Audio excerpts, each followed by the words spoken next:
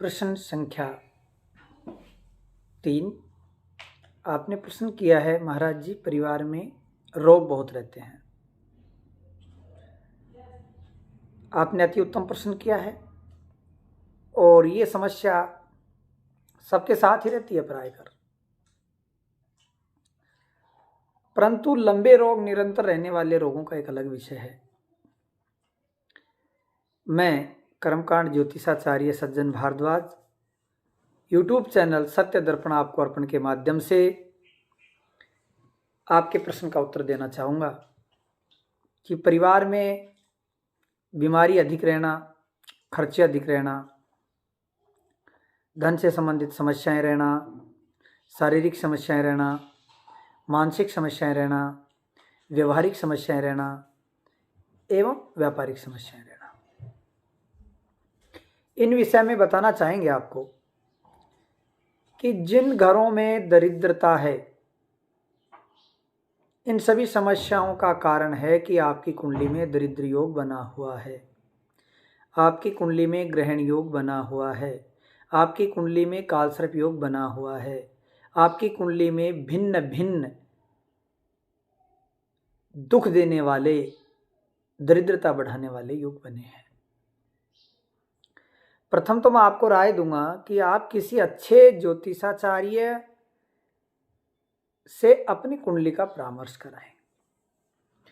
और यदि आपको ज्योतिषाचार्यों पे विश्वास नहीं है और आप मानते हो कि ये भ्रम है, ज्योतिष कुछ नहीं होता, अर्थात आप नास्तिक विचारों के आदमी हैं, कोई दिक्कत नहीं है।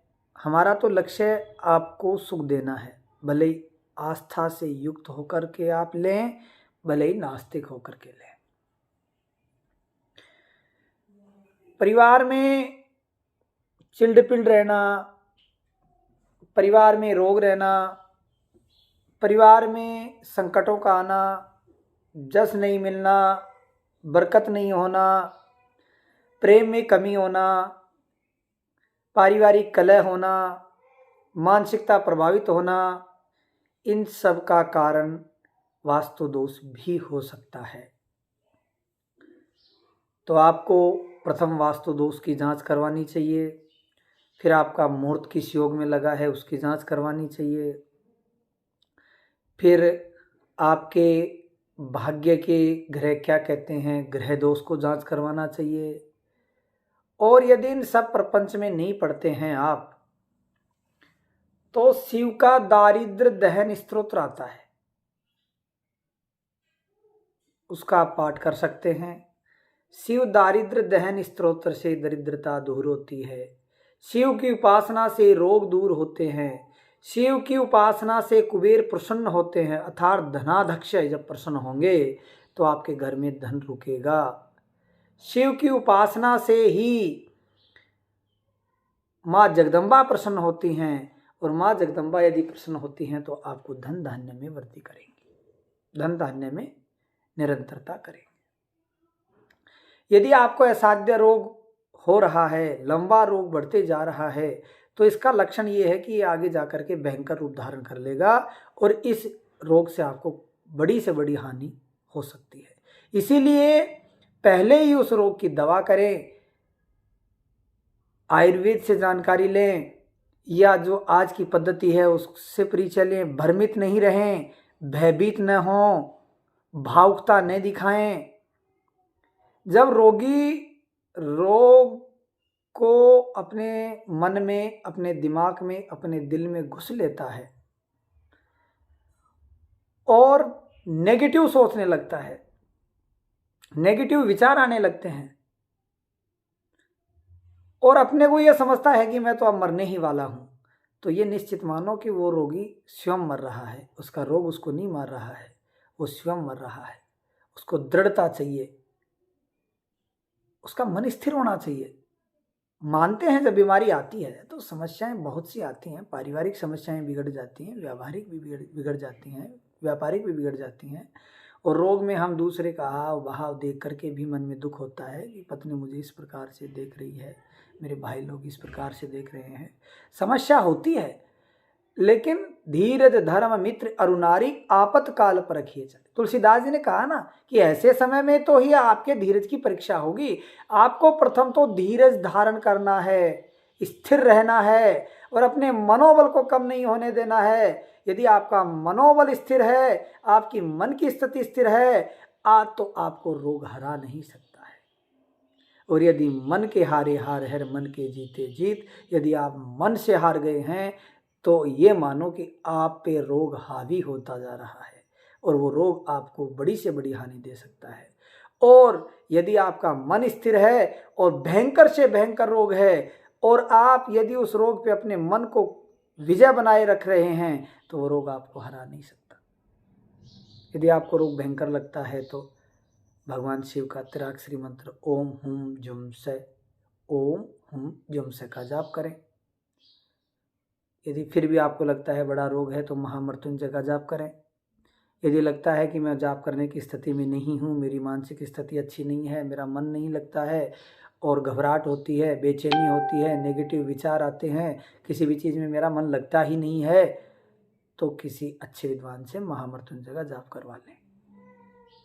दरिद्रता को दूर करने के लिए दारिद्र्य दहन स्तोत्र आदि करें, भगवान शंकर की पूजा करें और रोग का सही समय पे उपाय करवाएं। दवा नियमित रूप से लें। रोगियों का मन उखड़ जाता है और वो दवा नहीं लेते हैं। दवा न लेने का मतलब ये है कि उनका मन स्थिर नहीं है। यदि ऐसे लक्षण आते हैं तो आपको दवा लेनी चाहिए और मन को स्थिर रखना चाहिए। इसके अलावा घर में रोज रोज रोगों को दूर करने के लिए हम क्या करें? तो जिनके घर में निरंतर रोग आते रहते हैं उन लोगों को पहले तो अपने वास्तु दोष को दूर कराना चाहिए। उसके अलावा हमारे 5 धर्म हैं, उनको यदि हम करते हैं तो शास्त्र कहता है कि घर में रोग आदि नहीं आते हैं, रोग नहीं बढ़ते हैं। और ये रोग आते भी हैं तो पुण्य से रोगों का नाश हो जाता है। पाप रोग वर्धक है, पुण्य रोग विनाशक। यदि हमसे पाप बनते जा रहे हैं तो रोगों में जड़ते जाएंगे। यदि हम पुण्य कर रहे हैं, धर्म कर रहे हैं, आस्था युक्त होकर के भगवान की भक्ति कर रहे हैं और भगवान की पूजा करते हैं तो रोगों को समय ही नहीं मिलेगा हमारे यहाँ आने के लिए और हम रोगों से वंचित रहेंगे। यदि ऐसी स्थिति है तो आपको नित्य कर्म करना चाहिए, नित्य धर्म करना चाहिए, नित्य पुण्य करना चाहिए, क्योंकि धर्म हंति व्याधि, धर्म व्याधि का हरण करता है। धर्म करने से मन की स्थिति सुधरती है। धर्म करने से हमारा मन स्थिर होता है। धर्म करने से आत्मबल बढ़ता है। धर्म करने से रोग प्रतिरोधक क्षमता बढ़ती है। हमारे मन दिमाग से ऐसे हार्मोन्स क्रिएट होते हैं धर्म करने से कि हमें व्याधि पराजित नहीं कर पाती है। इसीलिए प्रथम वास्तु दोष की जांच करवाएं, द्वितीय अपने कुंडली से ग्रहों की जांच करवाएं, तृतीय जिस घर में निवास रह रहे हैं शुद्धि अशुद्धि का पूरा जांच करवाएं, चतुर्थ ये देखें कि आपके आसपास में कोई टोना टोटका तंत्र मंत्र यंत्र जंत्र कराव धराव करने वाला कोई व्यक्ति है तो उसकी जांच करके किसी अच्छे ज्योतिषी से मिलकर उसको बता करके उसका परामर्श करें। 5वीं बात है कि आप अपने मन पर संयम रखें। 6वीं बात है रोग की दवा सही समय पे लें। 7वीं बात है कि आप जिस रोग से ग्रसित हैं उसके जो बढ़ाने वाले तत्व हैं उनसे दूर रहें। 8वीं बात है कि आप सही वैद्य की सलाह से उस रोग पर विजय प्राप्त करें। 9वीं बात है कि घर में इस प्रकार की दरिद्रता हो रही है तो अपने घर में हवन कराएं, शुद्धिकरण कराएं, पूजा कराएं, पाठ कराएं, धर्म करें, पुण्य करें। और यदि ये करने में आप असक्षम हैं तो अपने शरीर का जितना वजन है, माना कि आपका वजन 70 किलो है, तो 7 प्रकार के 7 धान्य इकट्ठे करें, 1-1 किलो।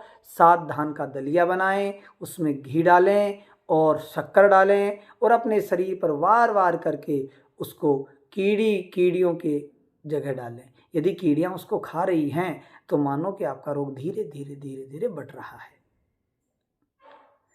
यदि आप बोल सके तो वहां बैठ करके बोले, ओम नगन चीटी महावीर, मैं पूजू तोरी आस, तुम पूजो मोरी आस। नगन चीटी महावीर, हनुमान जी का स्वरूप जो नगन चीटी है। जब सेतु बांध बन रहा था, सभी बंदर लगे हुए थे, सभी बड़े प्रेम से उत्साह से कार्य कर रहे थे। उस समय जो ये कीड़ियां थी ना, ये भी छोटे छोटे कण उठा करके सेवा कर रही थी। हनुमान जी देख करके बड़े प्रसन्न हुए और उन्होंने कहा कि ये नगन चींटियां जिनके बदन पे कुछ नहीं है, वो मेरे लिए कार्य कर रही हैं। आज के बाद जो इन चींटियों की सेवा करेगा वो साक्षात मेरी सेवा होगी।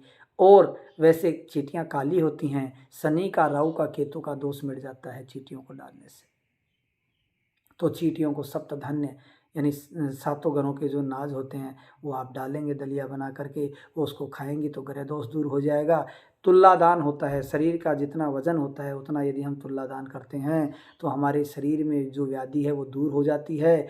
इसीलिए तुल्लादान करने के लिए 7 प्रकार के नाज 7 किलो लेकर के उसमें यथाशक्ति, यथा जैसा वो अच्छा बन जाए चूरमा जैसा, उसमें घी डालें, शक्कर डालें और एक एक 1.5 मुट्ठी 2-2 मुट्ठी कीड़ी नंगरों पे डालें। एक नहीं अनेक कीड़ी नंगरों पे डाल सकते हैं। नियम न लें, जितना डालना है उतना ही नियम लें, उसका संकल्प करके ही डालें। बिना संकल्प किए हुए का फल नहीं मिलता है। संकल्प स्वयं कर लें या किसी पंडित को बुला करके करवा लें। संकल्प करवा करके वो 7 किलो डालें, फिर दोबारा दूसरे चरण में 7 किलो दोबारा डालें। ऐसे यदि 70 किलो वजन है तो आपको 10 बार डालना है। और 3 या 4 बार डालने के बाद यदि रोग में सुधार होती नजर आ रही है, अच्छा लग रहा है, कुछ अच्छा महसूस कर रहे हैं आप, तो एक साथ डाल सकते हैं।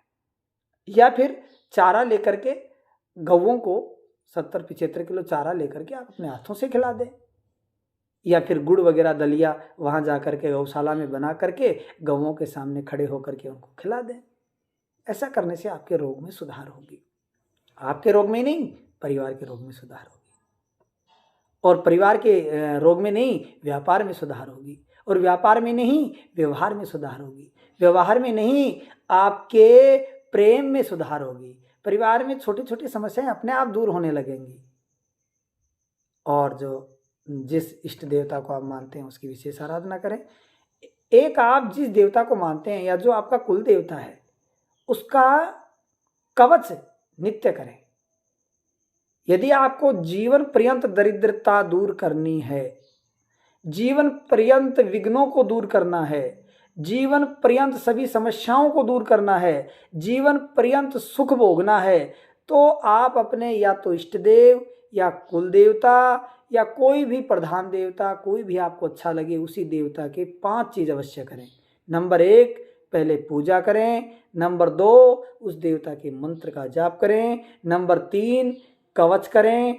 नंबर 4, स्तोत्र का पाठ करें। और नंबर 5, अपने मन के जो भी अवगुण हैं, अपने तन के जो भी अवगुण हैं, अपने विकार हैं, वो भगवान को अर्पण करें, समर्पण करें और भगवान से प्रार्थना करें। यदि ऐसा आप करते हैं तो आपके जीवन में रोग नहीं आएंगे। आ भी गए हैं तो चले जाएंगे। इसमें तो कोई अधिक तो मेहनत करनी नहीं होती है। हमें आशा है कि आप ये सब सुनेंगे और सुन करके जैसा बताया गया वैसा करेंगे तो आप सुखी होंगे, निरोगी होंगे, आपकी आयु की वृद्धि होगी। पर यदि आप स्वस्थ हैं तो मन से कार्य करेंगे, कार्यों में सिद्धि होगी, व्यापार बढ़ेगा, परिवार बढ़ेगा, व्यवहार बढ़ेगा, सुख बढ़ेगी, समृद्धि बढ़ेगी, रिद्धि सिद्धि आदि सब बढ़ती ही जाएंगी।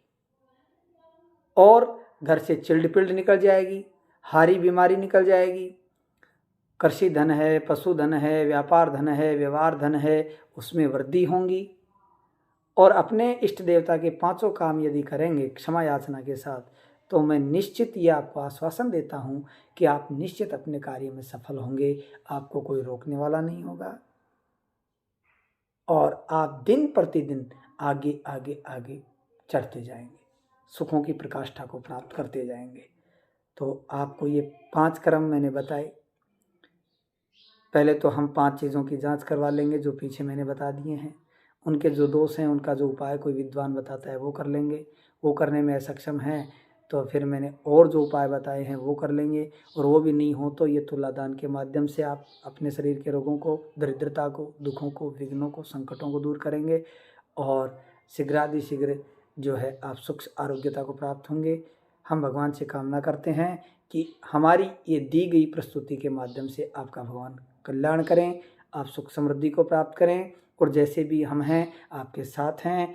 आप हमें कमेंट के माध्यम से अपनी समस्याओं से अवगत कराते रहेंगे, और सत्य दर्पण आपको अर्पण यूट्यूब चैनल को सब्सक्राइब करके हमें अपना सहयोग दिखाएंगे और अपने बालक को, अपने बच्चे को, अपने परिवार को, अपने व्यापार को, अपने व्यवहार को सक्षम करेंगे, और भक्ति के माध्यम से, परमात्मा की शक्ति के माध्यम से भगवान शंकर की उपासना करते हुए रोगों को दूर करेंगे और भगवान के आशीर्वाद को पास करेंगे। राधे कृष्णा, जय श्री कृष्णा, जय श्री श्याम।